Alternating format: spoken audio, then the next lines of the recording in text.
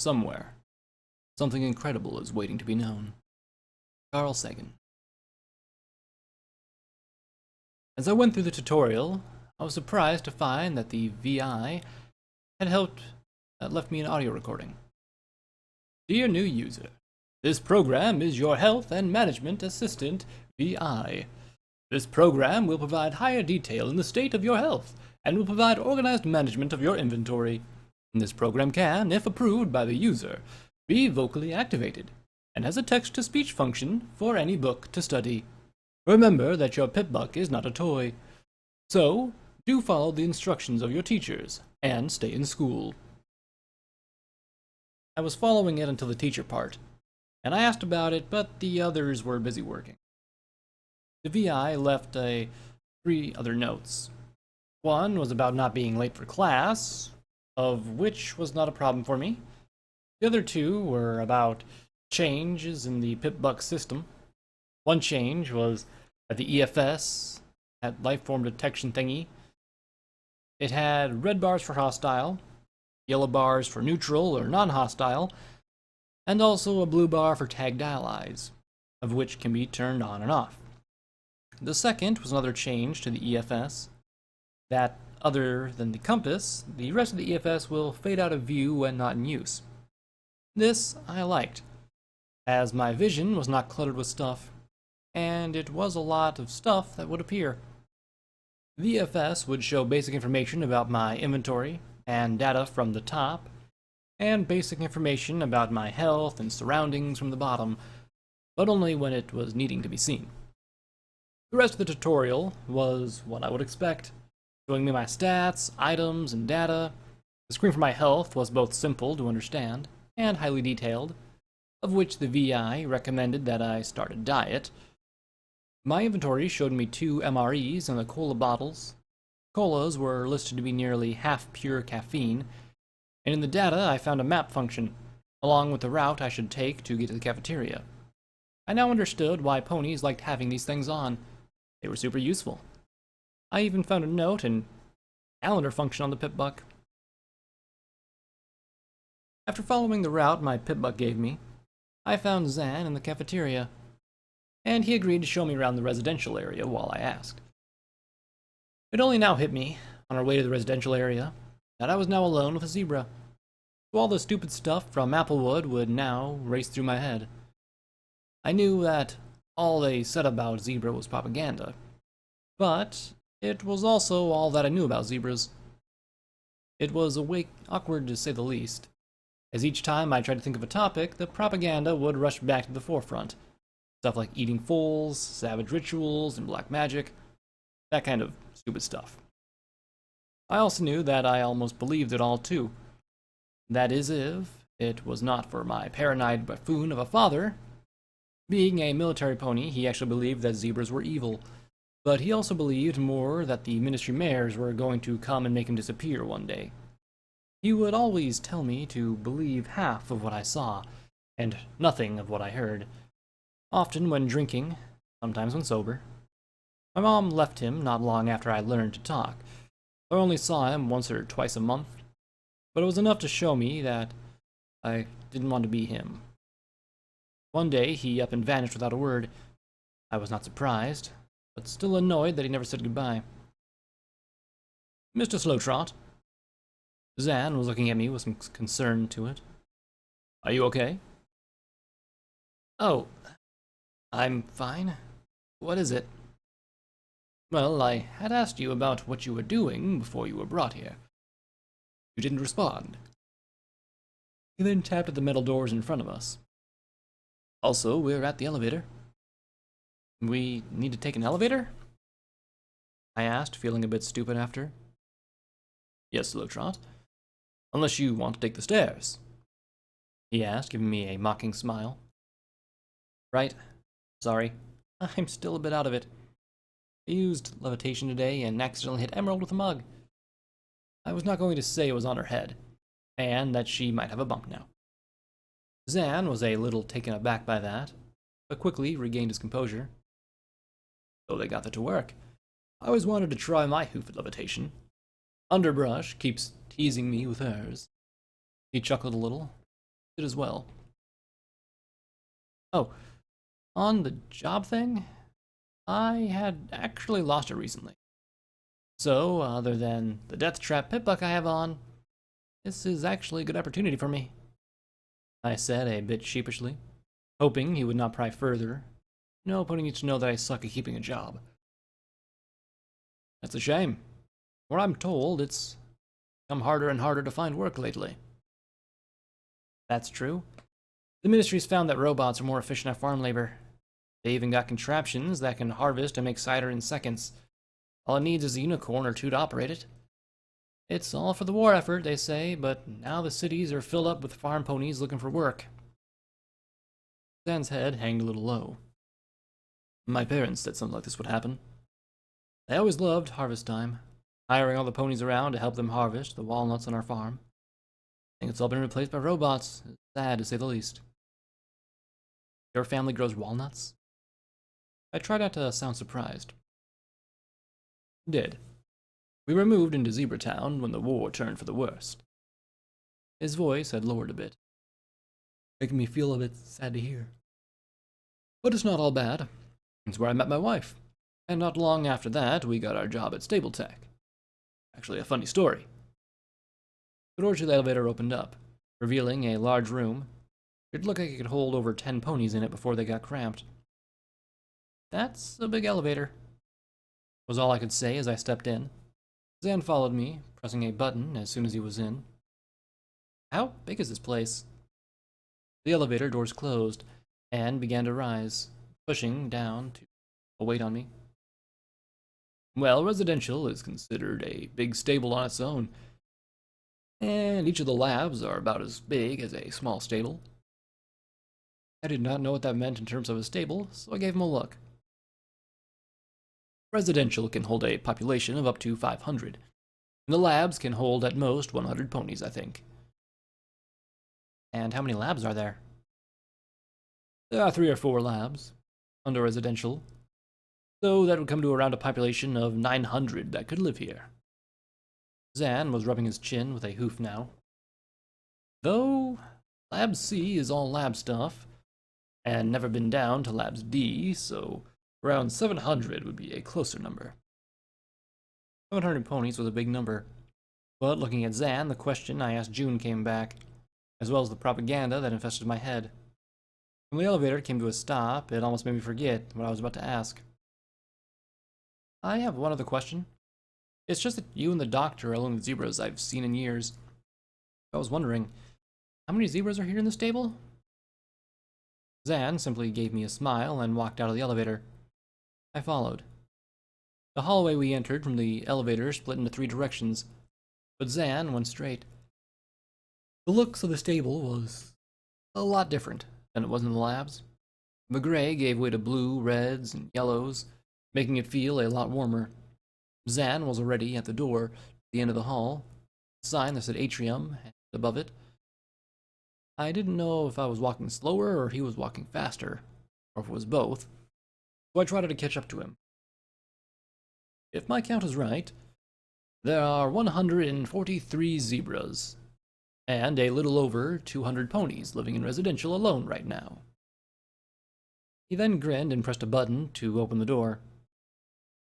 Just be careful. They can get a little bit aggressive, but they mean well. Among the many ways I did not want to die, this one was now at the top. I could not count them all. There were just so many of them. So many foals. The atrium of the stable was quite large, 2 floors high. Each side had 8 independent rooms. Each of the rooms had different activities from what I could see. One had an arcade, another a small theater. Overall, it looked like a fun place to be. But no matter where I looked, fillies and colts were there. Earth ponies, unicorns, Pegasus, zebras. A few adults were looking a bit overwhelmed. I felt myself feel doomed. Don't worry, Slow Trot, just follow me. They should leave you alone. He walked through the crowd casually. I followed as a bunch of foals watched us with their big eyes, just waiting for me to fall behind. Daddy! A filly spoke with a squeak and rushed through the atrium, latching on to Zan's leg. We gotta do hoof painting today. And I made a painting of the orchard. And I think that I might get a painting cutie mark. The filly was a unicorn, with a pink bow in her powdered blue mane and tail, and her white coat had black stripes. We even made our own cutie marks. Her flank was a mess of small multicolored hoof marks, and her hooves even more of a mess. Zan gave his filly a hug. Oh, I'll get the bath ready for you when you're done playing. She had the biggest smile on her face. Well, Whoever painted the stripes is probably going to get a painting cutie mark. and now I felt like I just said something stupid as Zan raised an eyebrow at me. Nah, silly. We painted beansprout and tallgrass in stripes. She pointed her hoof at two earth pony colts that were covered in paint from head to hoof. They seemed to be enjoying themselves. Zan had face hoofed. Wheatgrass is going to have a fit. Then looked back at me. She's a Zoni. The stripes are natural. Now I understood why I was feeling like an idiot. Hey, mister. What's with the Pipbuck? It's huge. A colt was poking my Pipbuck. He was also splattered with paint. Does it give you superpowers? I bet it gives you superpowers. No, it just... Are you a power pony? This time it was a zebra filly. She was also splattered in paint. Zan, I could use some help. He just chuckled and put his daughter on his back, trotting through the growing crowd of foals. Don't leave me like this. I don't like crowds. This is a crowd of foals. Foals! He was out of reach. The foals seemed to move around him like water, blocking my path out of here. I bet he turned into an iron pony. Oh no, one was on my back. Where's the rest of your armor, iron pony? Is it in your cool saddlebags? I didn't know what to do. I'd never been surrounded by foals before. If I had not mentioned it before, I was actually a bit scared. Iron pony, do something cool. Do it. Shoot lasers from your eyes. No, he should fly with his jet hooves. You gotta get jet hooves, right? Looking at them all, and there were a lot of them. If I didn't do anything, they were going to eat me alive. Well, probably not. But the idea of tons of upset foals sounded like a really bad time. If you give me a book, I can have my Pipbuck read it to you. A colt blew a raspberry at me. Something cooler. I thought for a moment and remembered the levitation spell.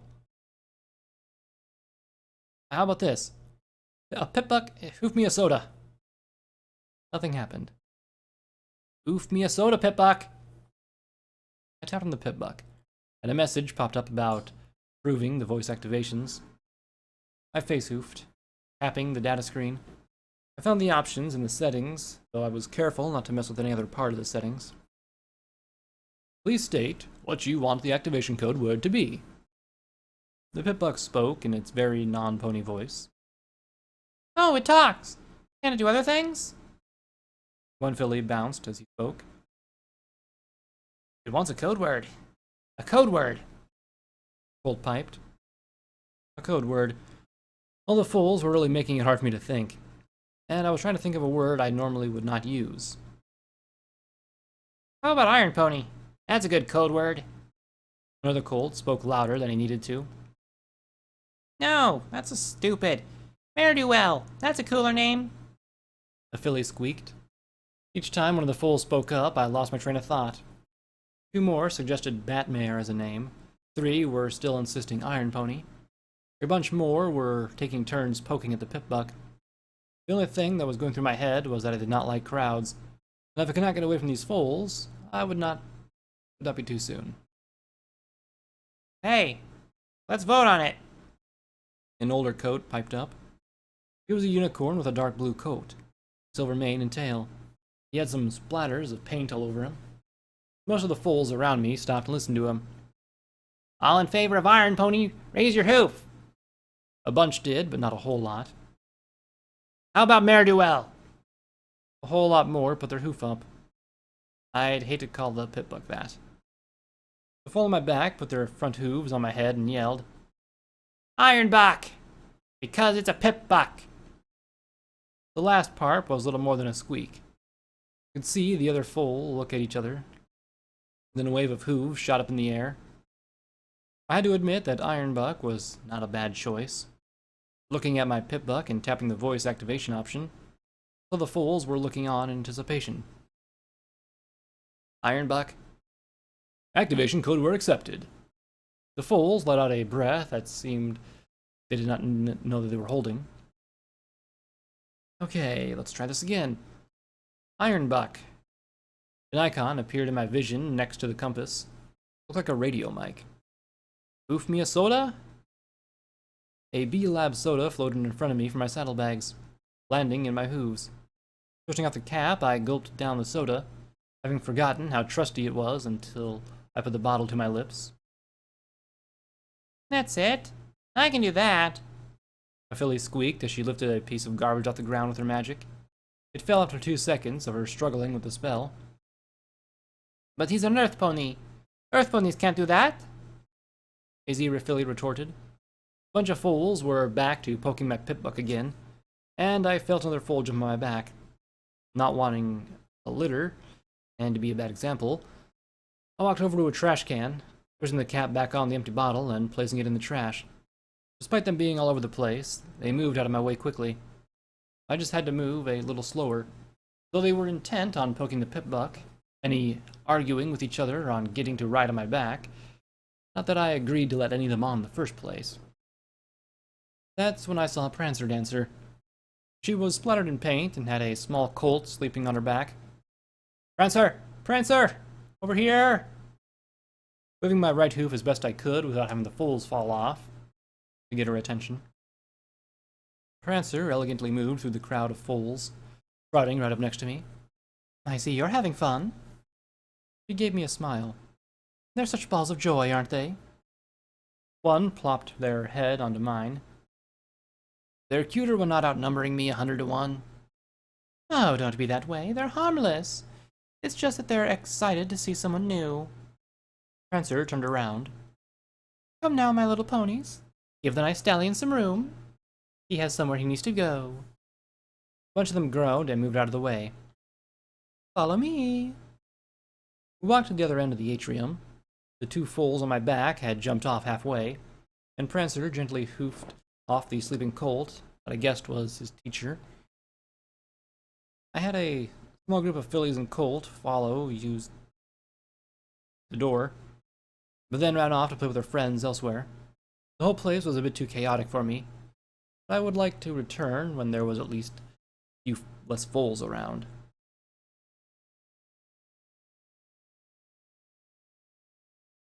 In the hallway, I was greeted by Zan once more. Hydrangea was not with him, so I guessed she was still in the atrium. Prancer Dancer was brushing some of the dried paint off of herself. Whatever that paint was, it looked easy to clean off. Well, that was a lot of foals, I blurted out. They both gave me a look. Yeah, we know, look. My sister was the good one with foals. Me, well, I just get nervous that I'd do something wrong. Prancer sighed. You're fine, Slowtrot.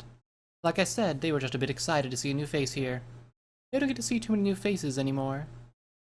She quickly put a hoof to her mouth. Wait, what?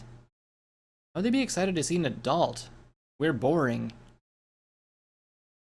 I knew I should just drop it, but I also just walked through more foals than I ever wanted to in my life. Prancer looked to Zan, and he nodded back at her. Well, the R&D stable is made to hold both the researchers and their families. Prancer rotated her hoof as she spoke.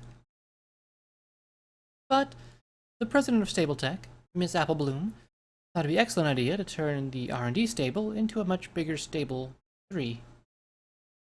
She said that matter-of-factly. And Stable 3 is... what? Zan cleared his throat. It's the let's all get along stable. From what I've heard, it was sealed up not long after its construction was finished, and houses both ponies and zebras inside. Basically, a stable made to get both sides to work and live together. With the problem is, by the time Apple Bloom applied the idea, a lot of the zebras didn't trust Stable-Tec anymore. But there so happened to be plenty of orphans all over Zebratown, so she decided to turn this place into an orphanage. She hired a bunch of early MOM and MOP ponies to help look after the foals, and a year later, the R&D stable is about half full with fillies and colts. Prancer shrugged. All the smarty pants may not enjoy it, but it's my dream job. Working at an orphanage? I stupidly retorted. Prancer's face scrunched up for a second before relaxing. Looking after the young and making them smile. You know, fun stuff. She stuck her tongue out at me before smiling. So what you're telling me is that all the foals I just trotted past, they're all orphans? Zan sighed. Not all. I am Hydrangea's father. Right, they did say that they were families here as well. I think it's time for me to show you to your room, Zan said with a calm tone. I have to get a bath ready for Hydrangea. He shot Prancer a glance before walking off down the hallway. Prancer scratched her head with a hoof. Yeah, it was a bad idea to leave all that candy and watercolor lying around. I know I'll be made to clean it up later, but at least they're having fun. I don't know why, but I suddenly remembered that pink note I saw earlier. If you want, I could help you out. It might be fun. Like cleaning was ever fun.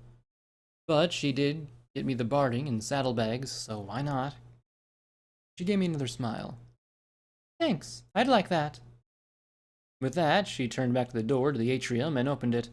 The sound of fillies and colts at play filled my ears once more.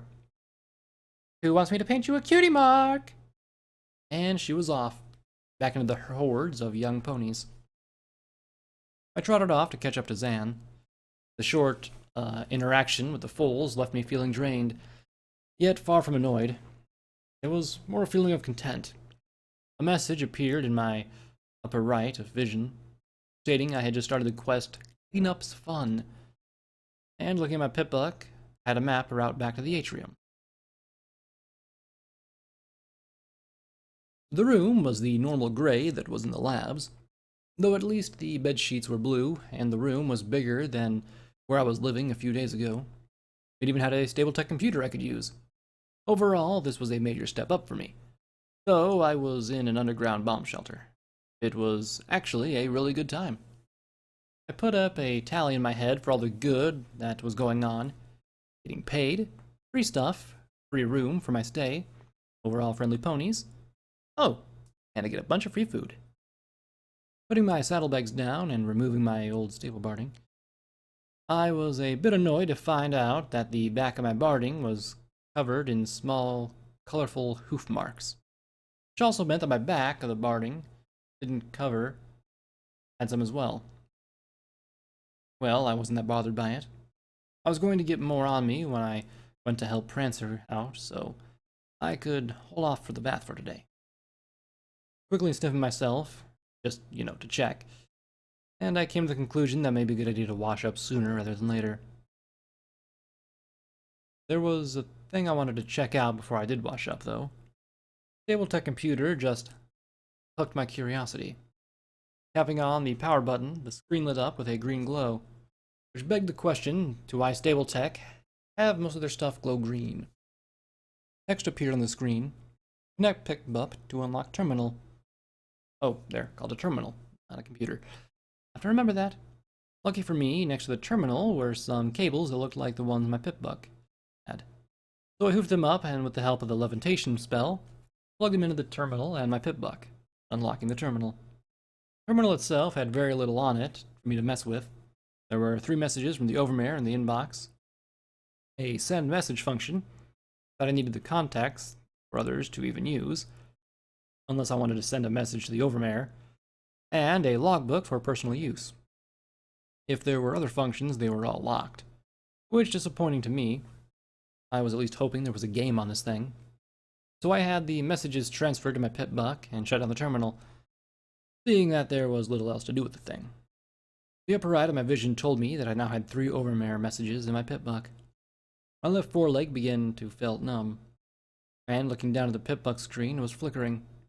Quickly, I pulled out the cables, feeling completely stupid for what I'd just done. I was too worried to even mess with the setting, but I plugged right into the terminal, and now I was probably going to die, or live long enough to get yelled at by someone for stupidity.